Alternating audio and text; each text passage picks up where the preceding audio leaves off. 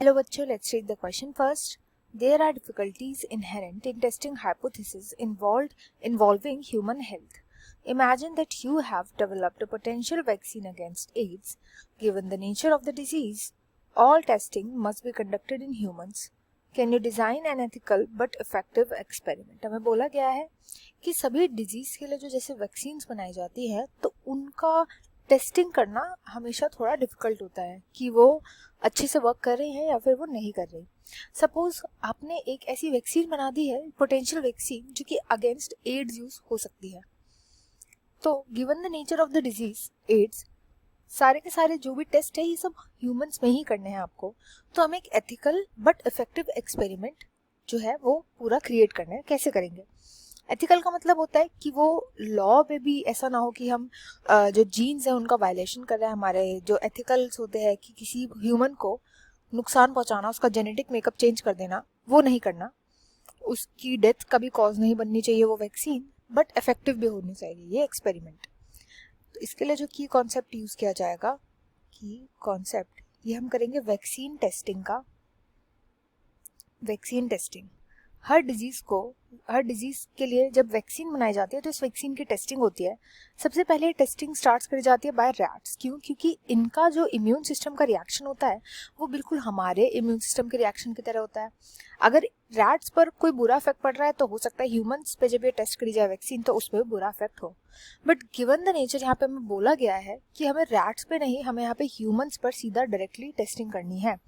तो हम ऐसे क्या नॉर्म्स रखें जिसकी वजह से वो एक्सपेरिमेंट इफेक्टिव भी हो बट एथिकल भी हो, यानी वो किसी लॉ को जो है, हमारा जो लेजिस्लेचर है उसको भी वो वायलेट ना करे।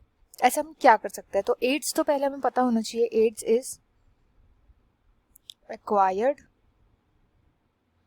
Immuno deficiency disorder.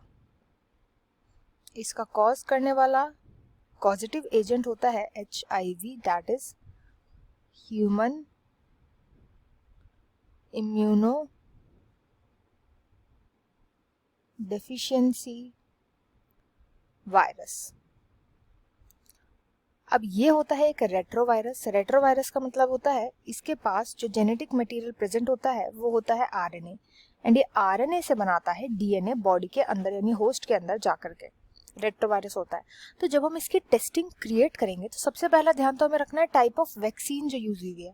अगर वो वैक्सीन लाइव एटीन्यूएटेड है, मतलब अगर उसमें पूरा का पूरा ऑर्गेनिज्म ही यूज हुआ है, तो वो थोड़ी डेंजरस हो सकती है। तो हम ट्राई कर सकते हैं कि जो वैक्सीन बने वो हम केवल सरफेस प्रोटीन्स को यूज करके बनाएं, सरफेस प्रोटीन्स को यूज करके बनाएं।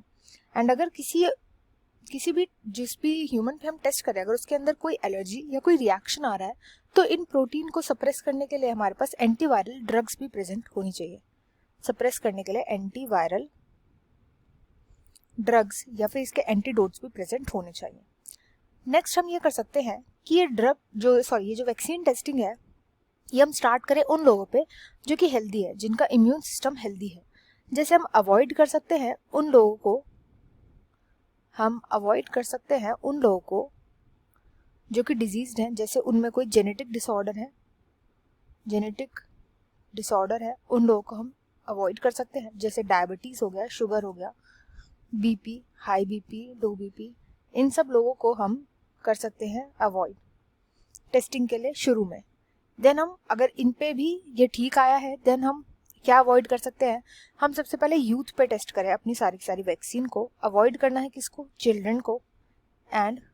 चिल्ड्रन को अवॉइड करना है, एंड जो सीनियर सिटीजन्स हैं उन्हें अवॉइड करना है, क्योंकि यूथ का माना जाता है सबसे ज़्यादा हेल्दी इम्यून सिस्टम होता है।